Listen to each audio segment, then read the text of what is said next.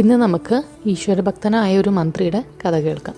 ഒരു രാജ്യത്ത് വളരെ ഈശ്വരഭക്തനായ ഒരു രാജാവും അദ്ദേഹത്തിന് അതേമാതിരി ഈശ്വരഭക്തിയോട് കൂടിയൊരു മന്ത്രി ഉണ്ടായിരുന്നു.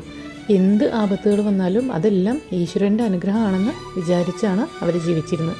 കാലക്രമേണ രാജാവ് മരിച്ചു. രാജകുമാരൻ രാജാവായി. അദ്ദേഹത്തിന് ഈശ്വരനിൽ തീരെ വിശ്വാസം ഉണ്ടായിരുന്നില്ല. ആപത്തുകൾ വരുന്നത് മനുഷ്യൻ്റെ ശ്രദ്ധക്കുറവും ദൗർഭാഗ്യവും കൊണ്ടാണെന്ന് അയാൾ എപ്പോഴും വിശ്വസിച്ചിരുന്നു.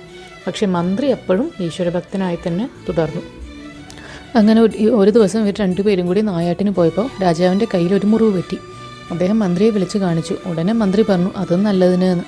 തൻ്റെ കൈ മുറിഞ്ഞത് നല്ലതിനാണ് എന്ന് പറഞ്ഞ മന്ത്രിക്ക് തന്നോട് സ്നേഹമില്ല എന്ന് വിചാരിച്ച് രാജാവ് ദേഷ്യപ്പെട്ടിട്ട് മന്ത്രിയെ ജയിലിലടച്ചു. രാജാവ് വൈദ്യനെ വിളിച്ചു വരുത്തിയിട്ട് മുറിവ് കെട്ടിക്കുകയും ചെയ്തു. 4 ദിവസം കഴിഞ്ഞപ്പോൾ രാജാവ് വീണ്ടും നായാട്ടിന് പോയി. അപ്പോൾ ചില കാപാലികന്മാർ വന്നിട്ട് അദ്ദേഹത്തെ പിടികൂടി. അമാവാസി ദിവസം ബലി കൊടുക്കാൻ വേണ്ടിയിട്ടാണ് രാജാവിനെ പിടിച്ചു കൊണ്ടുപോയത്. അങ്ങനെ ബലി കൊടുത്ത ആഗ്രഹങ്ങളെല്ലാം സാധിക്കുന്നതായിരുന്നു അവരുടെ വിശ്വാസം.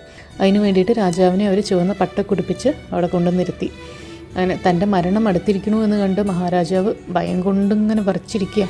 അങ്ങനെ ബലി നടത്തുവാനുള്ള പൂജാരി അടുത്ത് വന്നിട്ട് രാജാവിൻ്റെ ദേഹം പരിശോധിച്ചപ്പോൾ കയ്യിൽ മുറിവ് കണ്ടു.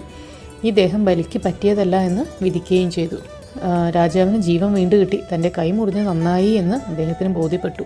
അകാരണമായിട്ട് മന്ത്രിയെ ശിക്ഷിച്ചതിൽ പശ്ചാത്തപിച്ച രാജാവ് കൊട്ടാരത്തിലെത്തിയിട്ട് മന്ത്രിയെ വരുത്തിയിട്ട് ക്ഷമ ചോദിച്ചു.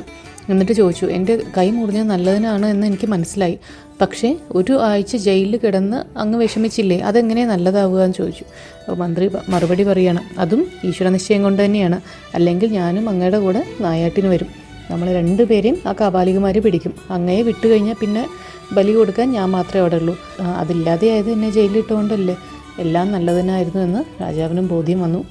നമുക്ക് എന്തെങ്കിലുമൊക്കെ ആപത്തുകൾ വരുമ്പോൾ നാം വല്ലാണ്ട് വിഷമിക്കും.